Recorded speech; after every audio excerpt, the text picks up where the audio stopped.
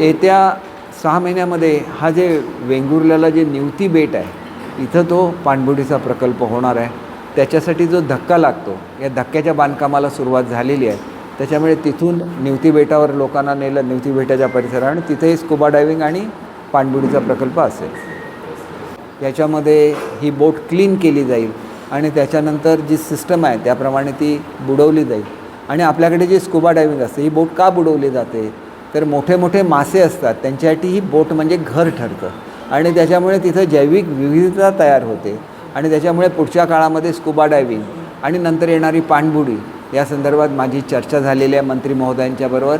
आणि या महिन्याच्या सुरुवातीला त्यांनी आपल्या जिल्ह्यासाठी वेगळा वेळ देत आहेत.